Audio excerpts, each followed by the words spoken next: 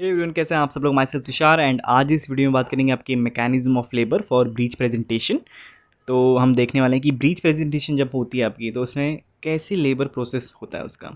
ठीक है, तो जस्ट इसके प्रीवियस वीडियो में हमने ब्रीच प्रेजेंटेशन के बारे में पढ़ा था कि ब्रीच प्रेजेंटेशन क्या होता है, उसके कितने कॉजेज होते हैं, टाइप क्या होते हैं, उसके डायग्नोसिस कैसे करते हैं। तो सारा हम अच्छे से कवर कर चुके हैं। अगर आपने वीडियो नहीं देखी तो ज़रूर से चेकआउट कर लेना, उसका लिंक नीचे डिस्क्रिप्शन में आपको मिल जाएगा।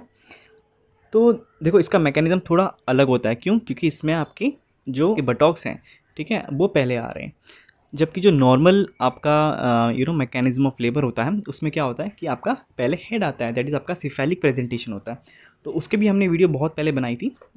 ये था वो topic, that is mechanism of labour. And इसमें हमने पेपर मॉडल एंड पेपर से मैंने पेल्विस बनाया था उस समय, एंड एक बेबी बनाया था छोटा सा कॉटन से। तो उससे मैंने आपको समझाया था, तो उसमें भी काफ़ी अच्छा रिस्पॉन्स आया था आप सभी का। तो थैंक्स अ लॉट यार। एंड अगर आपने नहीं देखी तो ज़रूर से चेकआउट कर लेना, ताकि आपको ये जो प्राइमरी मैकेनिज्म ऑफ लेबर है ये आ जाए। ठीक है, जिसमें engagement, descent, flexion, internal rotation, extension of the head, restitution, external rotation, हमने ये सब अच्छे से पढ़ा था उसमें। लेकिन अब क्या है कि आपका जो प्रेजेंटेशन है वही चेंज हो गया है। वो क्या हो गया है, अब ब्रीच प्रेजेंटेशन हो गया है। तो इसलिए जो उसका मैकेनिज्म है ये भी काफ़ी डिफरेंट हो जाएगा। क्लियर? तो उसको आज हम अच्छे से देखने वाले हैं। एंड इससे पहले मैं रिक्वेस्ट करूँगा आप सभी से कि जो मेजर पॉइंट्स होते हैं, जैसे आपका लाई क्या है, attitude, presentation, position, denominator, presenting part, ये सब क्या है ये सब। तो इसके लिए भी मैंने एक वीडियो बनाई थी स्पेशल, दैट इज़ आपकी फीटल पैरामीटर्स के नाम से। तो आप ज़रूर से इसे भी चेकआउट कर लेना। इसमें भी मैंने काफ़ी अच्छे पेपर मॉडल से समझा रखा है सब कुछ, जिससे आपके क्या ये बेसिक्स हैं। ठीक है, अगर आपको ये बेसिक्स आ जाएंगे कि लाई क्या होता है, प्रेजेंटेशन, प्रेजेंटिंग पार्ट, एटीट्यूड, ये सब क्या होता है, अगर आपको पता चल जाएगा तो ये सब समझना काफ़ी ईजी हो जाएगा आपके लिए। क्लियर? तो आप ज़रूर से इन सबको चेकआउट कर लेना, सबके लिंक अपने नीचे डिस्क्रिप्शन में मिल जाएंगे। अब हम फटाफट करते हैं अपना टॉपिक को स्टार्ट। तो देखो, मैकेनिज्म ऑफ लेबर, थोड़ा इसको इंट्रोडक्शन आपको दे देता हूँ मैं, क्या लिखा है इसमें। तो इसमें लिखा है the mechanism of labour in breech presentation involves a series of movements that facilitates the delivery of the baby. ठीक है, पोजिशनड बटॉक्स और feet first rather than the head. ठीक है, यहाँ पे आपके बटॉक्स या फीट पहले आएंगे एज कम्पेयर टू हेड। ठीक है, the principal movement occurs at 3 places. इसमें हमारी मेजरली 3 प्लेस हैं, दैट इज़ आपकी बटॉक्स, आपके शोल्डर्स एंड बेबी का हेड। ठीक है, तो इसी में आपके 3 हमें देखने की कैसे कैसे इसमें प्रोसेस होती है। जैसे इसमें अलग अलग मैंने टेबल बना रखी है कि पहले डिलीवरी ऑफ द बटॉक्स होंगे, फिर डिलीवरी ऑफ द शोल्डर्स होंगे, फिर उसके बाद डिलीवरी ऑफ द हेड होगा। क्लियर? अब ये स्टार्ट करने से पहले आपको कुछ चीज़ें याद होनी चाहिए कि बेबी का एक्चुअली पोजीशन कैसे होने वाला है इसमें। तो इस बार हमारे पास एक पेल्विस है। ठीक है, जो अभी आपके हिप बोन पढ़ाई थी तब मैंने आपको सब कुछ अच्छे से पढ़ा रखा था, तो उससे मैंने उसको अच्छे से कंपाइल करके बना दिया। एंड हमने एक वापस से एक देखो बेबी बनाने की कोशिश की है मैंने इसको। तो ये थोड़ा हेल्पफुल हो जाएगा हमें समझाने के लिए। तो इसमें हमें सबसे पहले देखना है कि बेबी का लाई कैसे होने वाला है। तो मैं बेबी को पहले एक पोजीशन में क्रिएट कर देता हूँ। ठीक है, क्योंकि अब सिफेलिक नहीं है, सिफेलिक होता तो वो इस वे में आता, लेकिन अभी वो ब्रीच प्रेजेंटेशन है तो कुछ इस वे में आएगा। तो सबसे पहले इसमें क्या लिखा है, तो आपकी लाई कैसी होनी चाहिए, लॉन्गिट्यूडनल होनी चाहिए। तो लॉन्गिट्यूडनल लाई हमने देख ली थी, एक सेकेंड। यस, तो बेबी का लाई कैसा होना चाहिए, लॉन्गिट्यूडनल। इसको मैं थोड़ा और कर देता हूँ। तो बेबी का लाई कैसा है आपका, लॉन्गिट्यूडनल है। सेकंड, इसमें क्या बोला है, एटीट्यूड कैसा है उसका, कंप्लीट फ्लेक्शन होना चाहिए। तो कंप्लीट आपको दिख रहा है इसमें, इस केस में हम लोग कंप्लीट फ्लेक्शन ले रहे हैं। ठीक है, नेक्स्ट इसमें क्या क्या, प्रेजेंटेशन हमने देखा है, ब्रीच प्रेजेंटेशन है। ठीक है, पोजीशन इसका क्या होगा, that will be left sacro anterior, जो हम देखने वाले हैं। ठीक है, लेफ्ट सैक्रो एंटीरियर पोजीशन होना चाहिए। एंड इसका जो डिनोमिनेटर है, ठीक है, डिनोमिनेटर विल बी सेक्रम। ठीक है, यहाँ पर जो लिखा है हमने डिनोमिनेटर, दैट इज आपका सेक्रम। उसके बाद आपका जो प्रेजेंटिंग पार्ट है, that will be the anterior buttocks and engaging diameter will be bitrochanteric diameter, that is 10 centimetres. ठीक है, ये आपको नोट्स में आपको दिखा दूंगा अच्छे से। अभी थोड़ा आपको जूम आउट में नहीं दिखाई दे रहा होगा, लेकिन हम आगे आगे अच्छे से देखेंगे इसे। एंड ये जो हमारे नोट्स है, सारे नोट्स आपको हमारे टेलीग्राम चैनल पे मिल जाएंगे, तो आप उसे भी वहाँ से आराम से डाउनलोड करके अच्छे से पढ़ सकते हैं उसे। ठीक है, तो उसका भी लिंक नीचे डिस्क्रिप्शन में मिल जाएगा। तो ये आपका देखो, मैंने बोला था ना कि 3 जगह से आपको यहाँ पे आपको मतलब देखना है। तो 3 पोजीशन कहाँ पे है, एक तो आपका बटॉक वाला रीजन है, एक आपका शोल्डर वाला रीजन है, और आपका एक हेड वाला रीजन है। तो आपका जो बटॉक्स वाला रीजन है, इसमें हम जो डायमीटर लेते हैं, दैट विल बी आपका बाय ट्रोकेंट्रिक डायमीटर। क्या होगा, bitrochanteric diameter, that will be this one. And ये कितना होता है आपका 10 सेंटीमीटर्स। क्लियर। तो ये क्या होता है, आपकी जो फीमर बोन होती है, फीमर बोन के जो आपके ग्रेटर ट्रोकेंटर होता है, तो उसी के दोनों साइड के आपके जो ग्रेटर ट्रोकेंटर होंगे, तो उसका जो मैक्सिमम डिस्टेंस होगा दैट विल बी आपका bitrochanteric diameter which is about 10 centimetres. उसके बाद आपके जो शोल्डर्स हैं, तो शोल्डर्स में आपके यहाँ पे हम क्या देखेंगे, this will be the base acromial diameter, तो दैट इज़ अबाउट 12 सेंटीमीटर्स। कितना होगा, 12 सेंटीमीटर्स होगा। एंड बाद में हम लोग जो फाइनली जब हेड में आएंगे, तो हेड में आपको क्या देखना है, आपको सब ऑसिपिटो, ठीक है, ये आपके ऑसिपिटल बोन होगी यहाँ पे, तो सब ऑसिपिटो उसके नीचे से, एंड फ्रंटल, दैट इज आपका सब ऑसिपिटो फ्रंटल डायमीटर देखेंगे, दैट इज ऑल्सो 10 सेंटीमीटर्स। तो कैसा है, 10 सेंटीमीटर्स, बीच में 12 सेंटीमीटर्स एंड 10 सेंटीमीटर्स। क्लियर। तो ये बेसिक चीज़ आप याद रखना। तो हमने अब इसका बेसिक सब देख लिया है। अब हम बात करेंगे, सबसे पहले जो प्रोसेस स्टार्ट हो रही है दैट इज़ आपकी डिलीवरी ऑफ द बटॉक्स। ठीक है, तो इसमें क्या होता है, इसको मैं साइड में इस तरफ रखता हूँ, यस। तो स्टार्ट करते हैं अपने बटॉक्स रीजन से। तो आपका ये अभी पेल्विस यहाँ पे रखा है। अब क्या होगा, देखो, क्योंकि बेबी का पोजीशन हमने बोला कि सिफेलिक ब्रीच प्रेजेंटेशन है, तो इस वे में होगा। एंड इसमें क्या होगा, engagement occurs in one of the oblique diameters. अब आपके जो ओब्लिक डायमीटर्स होते हैं जो आपके पेल्विस के, वो क्या होगा, या तो ये होगा या तो ये होगा। तो दिस इज क्या है, this is the left oblique diameter and this is the right oblique diameter. ठीक है, तो अभी हम क्या देखेंगे, आपका लेफ्ट ओब्लिक डायमीटर देखेंगे। ठीक है, अब ये जो आपका जो लेफ्ट ओब्लिक डायमीटर पे इसने स्टार्ट किया है इंगेजमेंट, ठीक है, एंड इंगेजमेंट हमने कौन सा देखा था, दैट इज आपका बायोट्रोकेंट्रिक डायमीटर। तो यहाँ पे लिखा है the engagement diameter is bitrochanteric diameter that is 10 centimetres with the sacrum directed towards the iliopubic eminence. ठीक है, इसमें क्या लिखा है, इसको मैं हटा ही देता हूँ, इसको मैं आपको साइड में लगा दूंगा, आपको डिजिटली दिख जाएगा। अब हमारा सारा फोकस इसी पे होगा फिर। तो इसमें क्या होगा, द इंगेजिंग डायमीटर इज आपका bitrochanteric diameter which is 10 centimetres. अब इसका जो सेक्रम है, बेबी का जो सेक्रम है यहाँ पे होगा, तो सेक्रम कहाँ पे आपका डायरेक्ट करेगा, टूवर्ड्स द इलियोप्यूबिक एमिनेंस। तो आपका ये हिप बोन है, इसका ये वाला पार्ट क्या है, this is the iliopubic eminence. तो बेबी का जो सेक्रम है that will be directing the iliopubic eminence. तो कुछ इस वे में है बेबी अभी। क्लियर।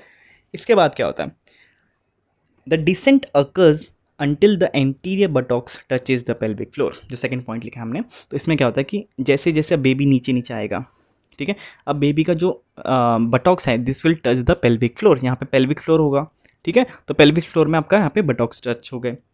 इसके बाद क्या होगा, internal rotation of the anterior buttock occurs through 1/8 of the circle placing it behind the pubic symphysis. Simple सा क्या हुआ, अब जैसे ही नीचे आया, जैसे ही एंटीरियर वाला आपका टच हुआ पेल्विक फ्लोर पे, इसके बाद क्या होगा, इंटरनल रोटेशन होगा। ठीक है, इंटरनल रोटेशन कैसे हुआ कि आपका जो एंटीरियर बटॉक्स है, जैसे ये है, ये आपका एंटीरियर बटॉक होगा इस केस में। तो आपका जो एंटीरियर बटॉक है, अभी तक तो ये कैसे था, लेफ्ट ओब्लिक डायमीटर पे था ना ये बेबी, तो अब क्या होगा, ये रोटेट करेगा कुछ इस वे में।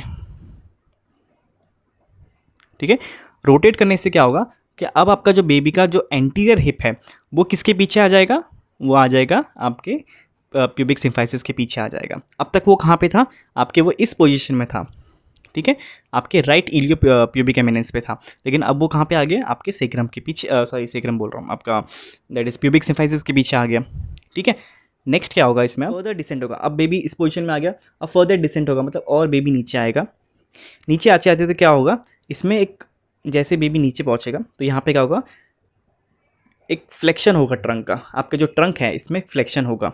तो इसमें लिखा है further descent with lateral flexion of the trunk occurs until the anterior hip hinges under the pubic symphysis which is release first followed by the posterior hip. ठीक है, तो एक फ्लेक्शन हुआ यहाँ पे, फ्लेक्शन से क्या होता है, आपके एंटीरियर हिप डक्ट यहाँ पे आ गया। ठीक है, ये आपका एंटीरियर हिप आ गया।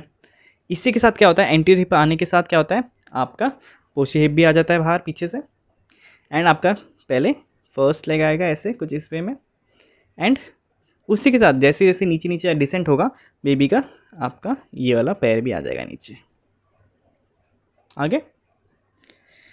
एंड जैसे ही आपके लेग्स एंड ट्रंक डिलीवर हो जाते हैं, उसके बाद क्या होगा, delivery of the trunk and the lower limbs follow फिर उसके बाद रेस्टिट्यूशन होगा, it occurs so that the बटक occupies the original position during the engagement in the आपका ओब्लिक डायमीटर।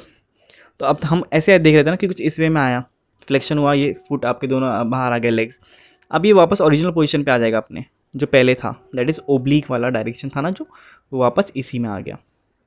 क्लियर? अब तक कैसे था, ऊपर ऐसे था ना, अब वो ऐसे हो गया जैसे अपना ओरिजिनल उसका पोजीशन था।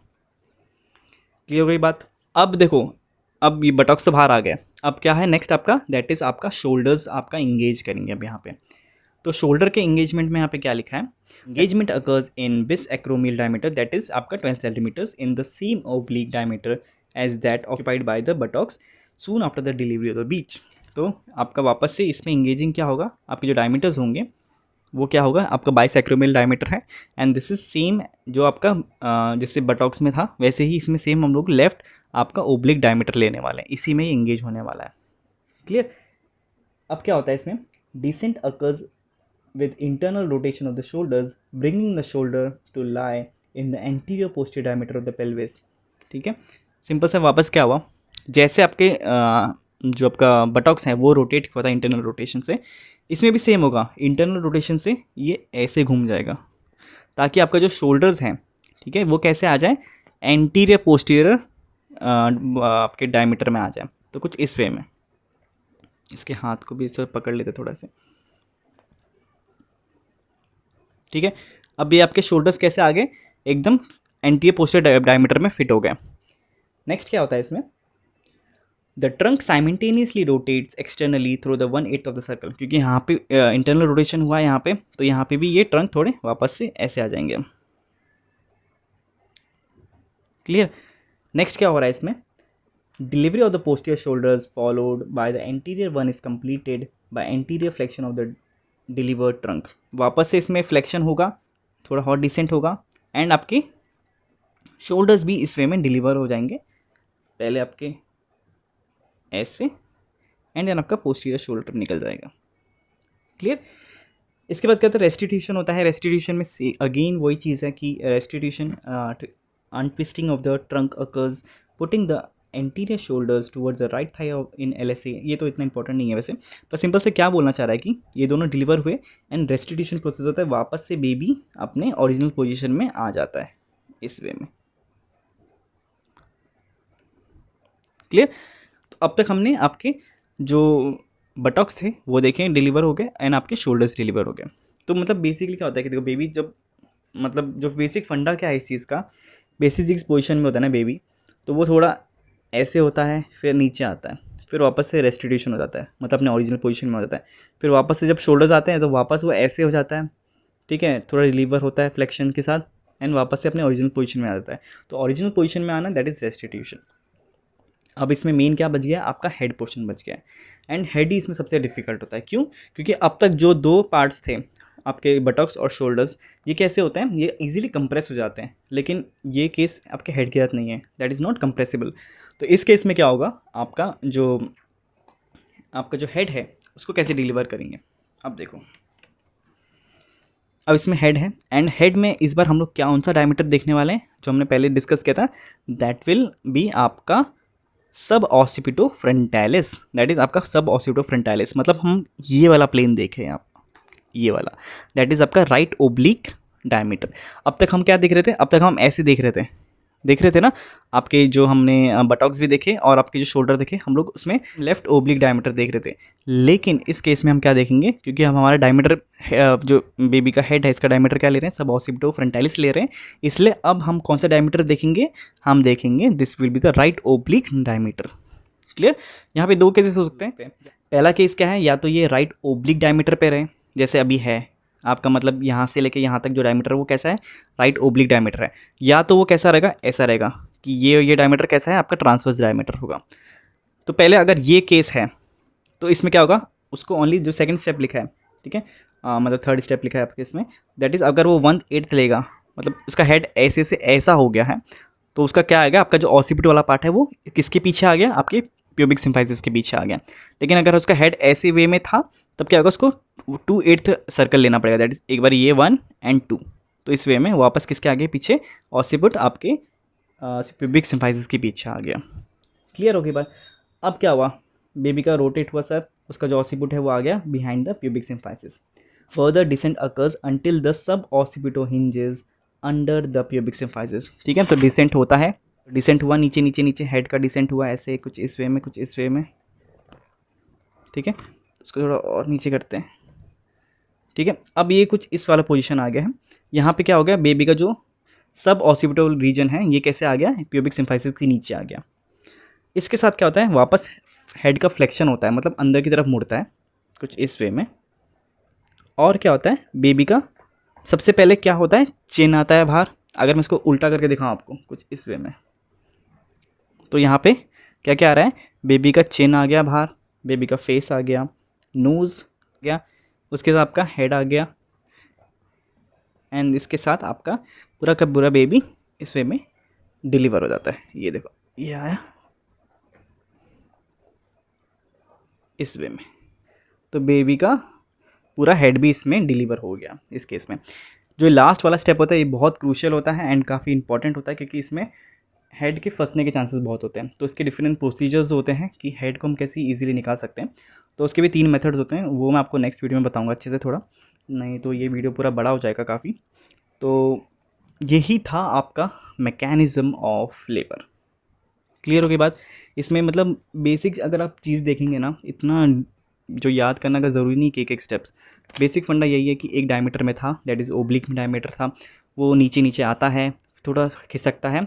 ठीक है, 1/8 सर्कल लेता है ताकि वो प्यूबिक सिम्फाइसिस के पीछे आ जाए, फिर वापस से नीचे आके फ्लेक्शन होके वो एक पार्ट निकल जाता है। फिर जो सेकंड पार्ट आता है आपका शोल्डर्स आ गए, तो शोल्डर्स में भी वही हुआ, उसने थोड़ा रोटेशन किया, प्यूबिक सिम्फाइसिस के पीछे आया, नीचे आया थोड़ा और फिर निकल गया। एंड हेड के साथ भी वही हुआ। तो बेसिक इसमें फंडा क्या है, आपका एंगेजमेंट होता है, डिसेंट होता है, इंटरनल रोटेशन से वो आपके प्यूबिक सिम्फाइसिस के पीछे आ जाता है, वापस से डिसेंट होता है, थोड़ा फ्लेक्शन होता है, एंड फ्लेक्शन के साथ ही वो निकल जाता है। ठीक है, और फिर वापस रेस्टिट्यूशन हो जाता है। तो पूरा घुमा फिरा के देखें तो वही पार्ट हो रहा है इसमें। ठीक है, तो बस इतना ही था आज के इस वीडियो में, that is mechanism of labour. अगर आपको कोई डाउट है तो नीचे कमेंट सेक्शन में पूछ सकते हैं। बाकी हमारे नोट्स आपको हमारे टेलीग्राम चैनल पर मिल जाएंगे, वहाँ से आप डाउनलोड कर सकते हैं। एंड अगर आपको ये वीडियो समझ नहीं आए तो 1-2 बार देखो, आराम से समझ आ जाएगी। थोड़ा पहली बार समझने में तो दिक्कत होती है, लेकिन बार बार आप पढ़ेंगे क्या लिखा है, एंड आप जो वीडियो में प्रोसीजर देख रहे थे तो इससे आपको अच्छे से याद हो जाएंगी चीज़ें। ठीक है, एंड आप कभी नहीं भूलेंगे ये। क्लियर। तो बस इतना ही आज के लिए। वीडियो अच्छी लगी तो प्लीज़ वीडियो को लाइक करना, शेयर करना अपने फ्रेंड्स के साथ, एंड हाँ सब्सक्राइब ज़रूर से कर लेना। मिलते हैं नेक्स्ट वीडियो में। Till then take care, bye bye.